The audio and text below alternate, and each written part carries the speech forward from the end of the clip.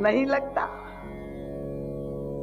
क्योंकि ये संसार, ये जीवन भी एक संग्राम है।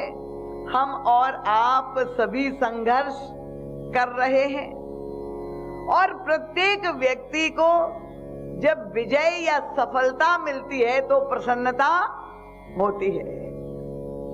सब स्वीकार करते हैं, प्रत्येक व्यक्ति यही चाहता है कि मुझे विजय प्राप्त हो। तो विभीषण जी भी यही प्रभु से कहते कि जब हम अंत में युद्ध लड़ने जा रहे हैं तो विजय प्राप्त करना चाहते हैं, पर इन परिस्थितियों में विजय कैसे प्राप्त होगी। और उस समय प्रभु ने जो उपदेश दिया उसमें कुछ दिव्य नई परिभाषा प्रभु ने प्रस्तुत की। उसमें प्रभु विजय को एक नई दृष्टि से प्रस्तुत करते हैं विभीषण जी महाराज के समक्ष। और प्रभु ने विभीषण की ओर देख करके कहा, यानी कहा परम पूज्य महाराज श्री तो मानस के अंतर्भाव, जहां भगवान श्री राम और विभीषण में संवाद हो रहा है तो नेत्रों के द्वारा भी जो संकेत हो रहा है वो भी परम पूज्य महाराज श्री पढ़ लेते हैं। तो इशारा करते हुए प्रभु ने विभीषण से कहा, सखा तुम पूछ रहे हो विजय कैसे प्राप्त हो, पर जिससे मैं लड़ने जा रहा हूं वो विजय ही तो है। ये प्रभु का एक साहित्यिक जो है संकेत था। आप लोग समझ नहीं पाए तो मैं आपको स्मरण दिला दूं कि मानस के बालकांड में जहां से आप मानस पाठ करना प्रारंभ करते हैं तो वर्णन आता है कि भगवान विष्णु के 2 द्वारपाल थे। उनका नाम क्या था? जय और विजय। और ये जो 2 द्वारपाल थे जो प्रभु की नित्य सेवा में उपस्थित थे, उनको श्राप मिला और उनकी परिणति राक्षसत्व में हो गई, और यही जय विजय रावण और कुंभकर्ण हो गए।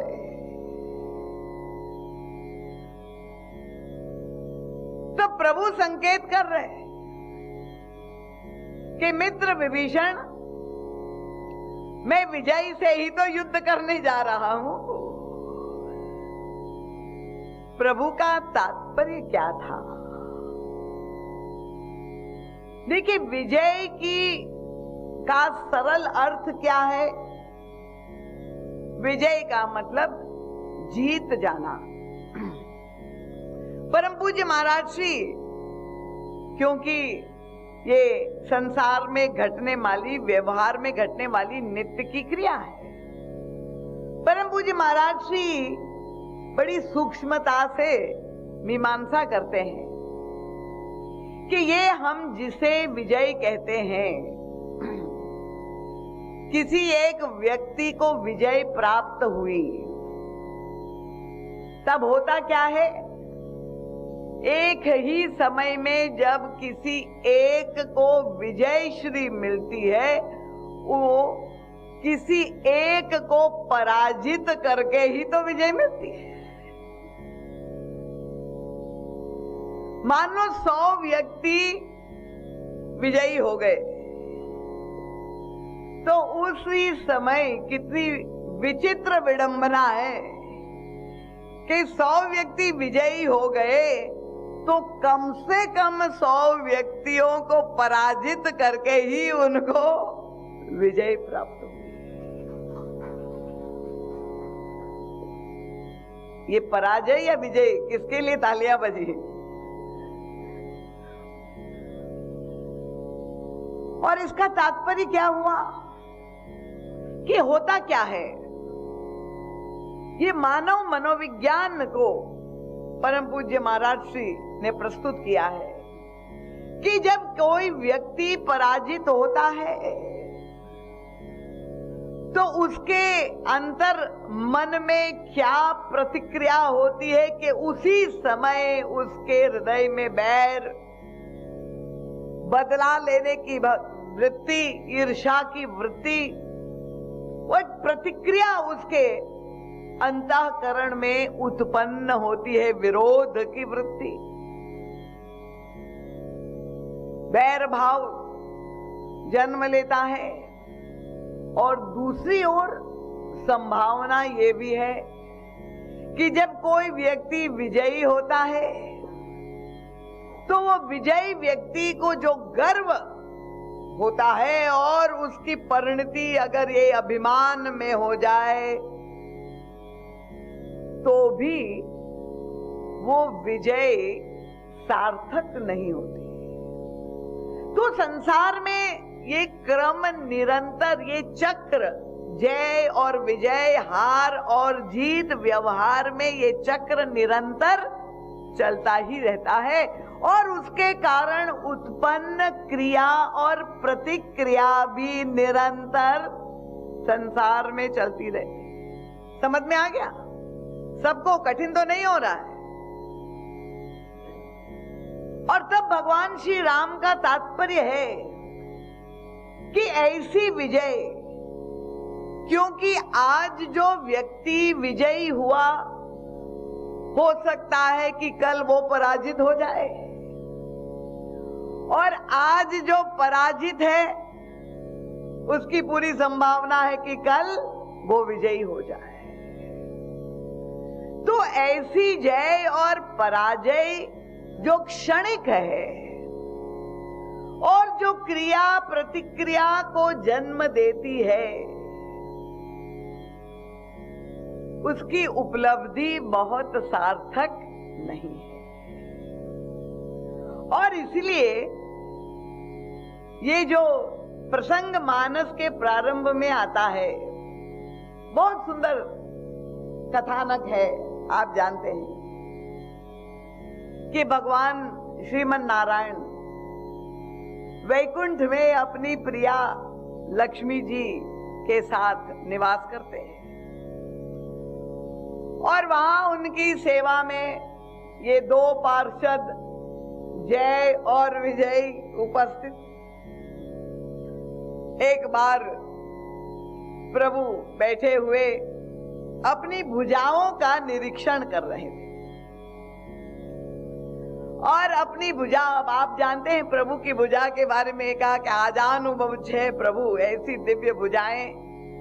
प्रभु अपनी भुजाओं को देख रहे हैं और इस दृश्य को, प्रभु को देखते हुए ये दोनों पार्षदों ने देख लिया।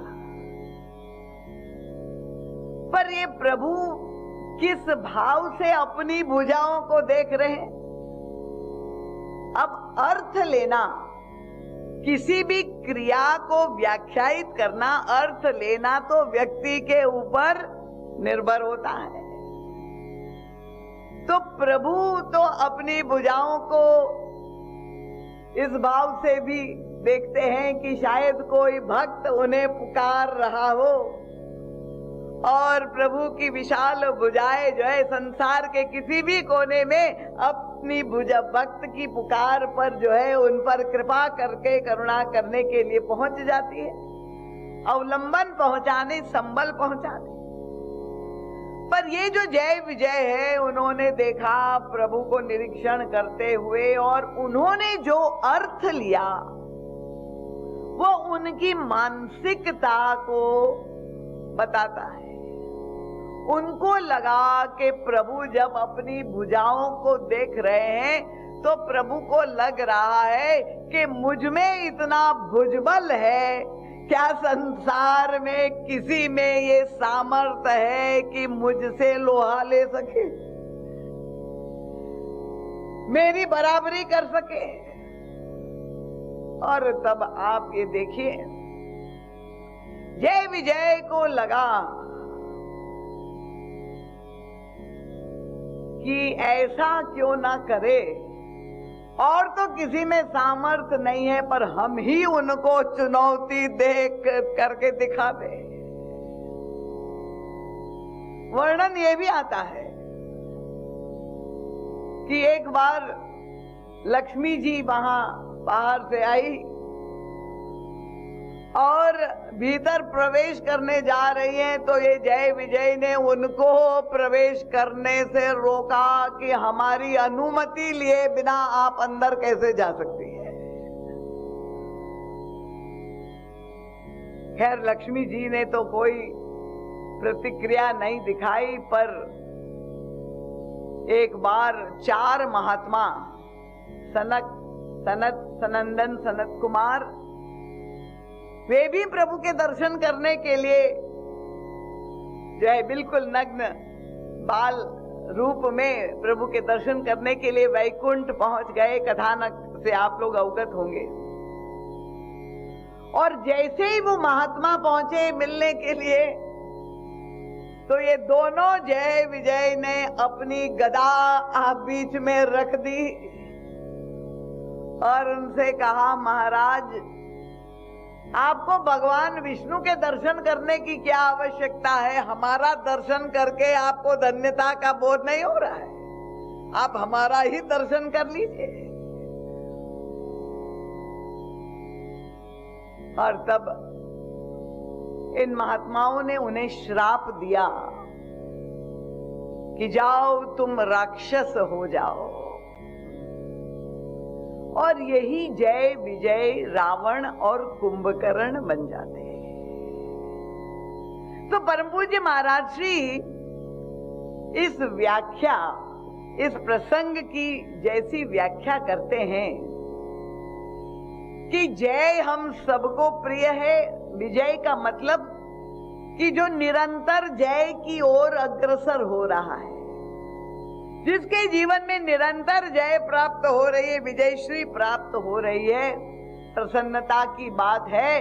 पर अगर ये जय और विजय हमारे अंतःकरण में वो अभिमान की वृत्ति हमें मदोन्मत्त बना दे कि हमें ईश्वर से भी को भी चुनौती देने के साहस आ जाए, तो ऐसे जय विजय को भी पराजित होना पड़ता है।